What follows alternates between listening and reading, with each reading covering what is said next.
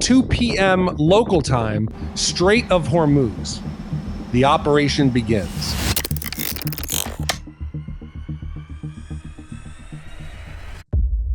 Two American Arleigh Burke-class destroyer warships, USS Frank E. Peterson Jr., DDG-121, and USS Michael Murphy, DDG-112, push slowly into the narrow waters of the strait.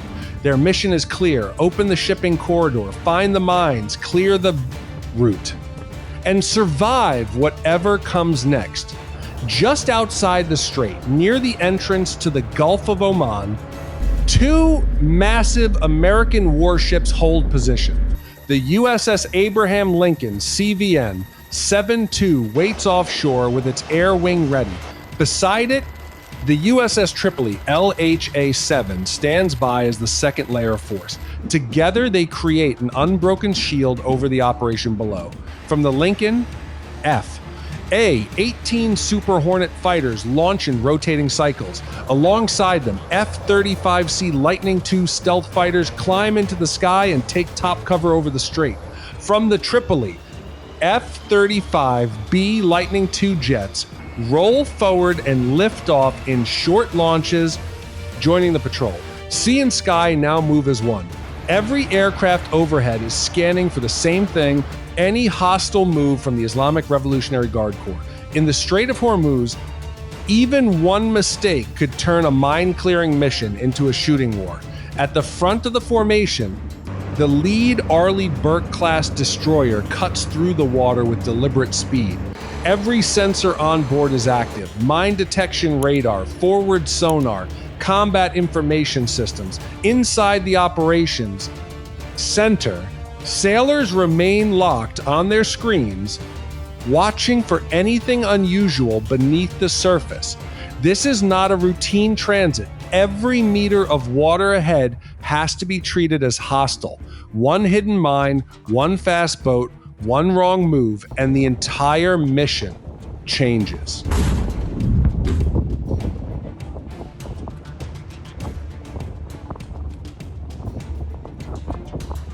Deep inside the ship, the Combat Information Center is fully focused. Rows of sailors sit in front of glowing screens, watching every radar sweep and every sonar return in real time. No one speaks unless they have to. Every blip on the display gets checked. Every movement in the water is analyzed, because in these waters, danger rarely announces itself. Sometimes it looks like a mine, sometimes it looks like an ordinary fishing boat, and sometimes it appears only for a second before disappearing again. Even while the mine clearing operation continues, every weapon on board is already live and ready. The Mark 41 vertical launching system stands loaded with surface-to-air missiles. The Mark 45 5-inch gun remains trained forward. Along the rails, sailors take position behind mounted machine guns. And at the ship's last defensive layer, the Phalanx CIWS remains on full alert. If any fast boat, drone, or missile appears, the response will be immediate. This is a mine-clearing mission, but everyone on board knows it could turn into a firefight in seconds. Forward on the destroyer's deck, the Mark 41 vertical launching system sits sealed and ready. 96 launch cells, each one capable of sending a missile skyward in seconds. Inside those cells are the ship's layered defenses: long-range interceptors, short-range air defense missiles, anti-submarine rockets, and precision strike weapons. No one on board wants to use them, but if the IRGC makes a move, the response will come from this deck first. Above the missile cells, the ship's final shield remains active. The Phalanx CIWS tracks constantly, its radar sweeping for anything that gets too close.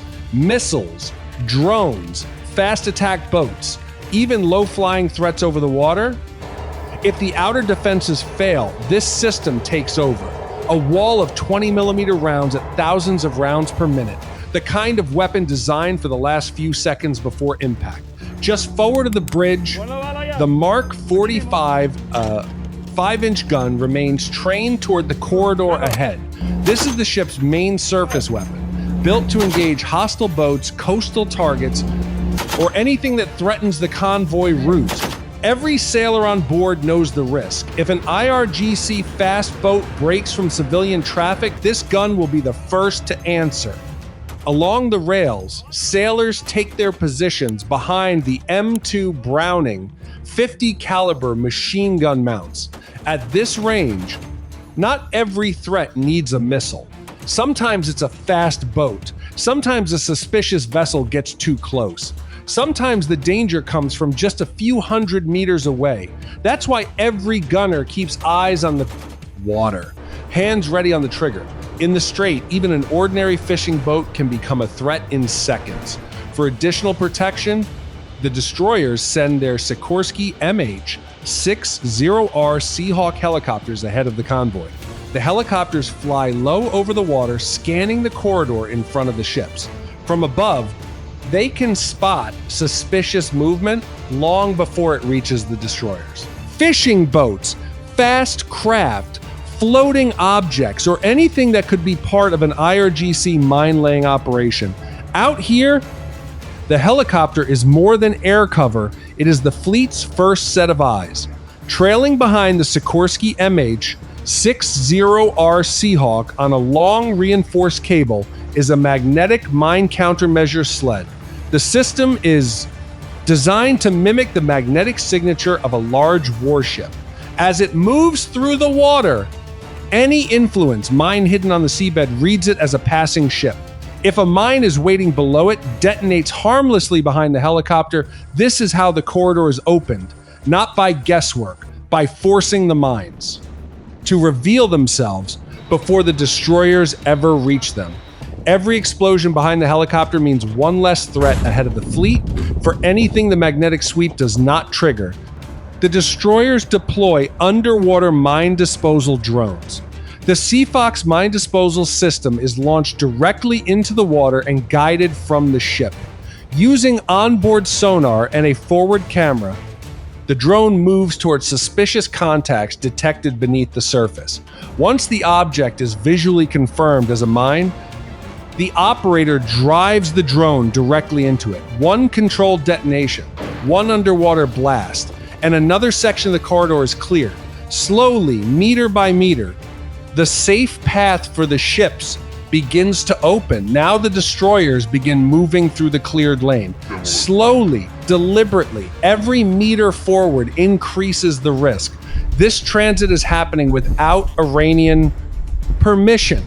That means everyone on board understands the reality. An Islamic Revolutionary Guard Corps response could come at any moment. A fast attack boat, a drone, a missile launch from the coast. No one expects warning. The ships keep moving anyway, because once the convoy enters the strait, turning back is no longer an option. Above the convoy, the A-10 Thunderbolt II maintains a low patrol over the water. Flying just above the sea, the Warthog scans every boat and every movement near the destroyer's route. Its presence alone changes the equation. Any vessel that moves aggressively toward the convoy now risks immediate engagement. The message is, clear, the ships below are not moving alone. They are being watched from the sky. The Strait of Hormuz is crowded with fishing boats. At first glance, it looks like normal civilian traffic, but everyone in the convoy knows the risk. The IRGC has repeatedly used ordinary-looking boats as cover for mine-laying and surveillance operations. That means every vessel in the water gets a second look. Every movement pattern is analyzed, and any boat that moves too close to the destroyer's route immediately becomes a potential threat. High above the strait, the F-35 Lightning II provides constant top cover. Invisible to most Iranian radar systems, the aircraft watches the entire battle space through its advanced sensor suite. Every suspicious movement on the water, every radar emission from the coast, every aircraft lifting off from an Iranian base, the F-35 sees it first. And if any threat turns toward the destroyers below, interception happens before it ever reaches the convoy. The The response from the Islamic Revolutionary Guard Corps comes quickly. Any foreign military vessel moving through the Strait of Hormuz, they warn, will be treated as a hostile target. Missile batteries along the coast are now on alert. One launch order and the entire convoy could come under attack in seconds. Everyone on board the destroyers hears the warning. No. One changes course, the ships keep moving forward. Minutes later, one fishing vessel begins moving closer to the convoy's cleared lane. Its speed is wrong, its heading is wrong, and it is far too close to the destroyer's route. From above, the A-10 Thunderbolt II marks the contact and immediately relays the coordinates to the lead ship. Within seconds, a Sikorsky MH-60R Seahawk lifts off from the deck. A boarding team is loaded into a rigid-hulled inflatable boat and launched into the water. The Seahawk reaches the vessel first. Hovering directly overhead, the crew broadcasts a warning. Leave the area immediately. Boarding team inbound. Full inspection will be conducted. Rotor wash tears across the water as the helicopter holds position above the target. The RHIB races in. Minutes later, American sailors climb aboard with weapons raised. Every compartment is searched. The deck, the cabin, the storage hold, every box and every net. For a moment, the entire convoy waits. Nothing. No explosives, no mines, no hidden weapons. The crew is cleared and ordered to leave the corridor immediately. The fishing boat turns away. The convoy continues. Later in the transit, more suspicious boats appear closer to the central shipping lane. This time, the A-10 Thunderbolt II does not need to fire. Its presence alone is enough. The boats stop advancing, then slowly turn away. Sometimes the threat of force is enough. Hour by hour, the destroyers continue their push through the Strait of Hormuz. Minesweep helicopters continue clearing the water ahead. Underwater drones widen the safe lane. Above, the F-35 Lightning II and A-10 Thunderbolt II maintain constant overwatch. By April 12th, the convoy finally crosses fully into the Persian Gulf. The transit is complete. The mission succeeds. But the story does not end there. From Washington, the next message is immediate. President Donald Trump issues a direct ultimatum. A full maritime blockade is now in effect. Every major Iranian port, every oil terminal, every commercial route now falls under U.S. naval control. No tanker, no cargo vessel, no Iranian-flagged ship moves without passing an American warship. The message is unmistakable. The ceasefire may still exist on paper, but at sea, the pressure is only growing. The Strait of Hormuz is no longer just a shipping lane. It has become the center of the next escalation. And everyone in the region knows this is far from over.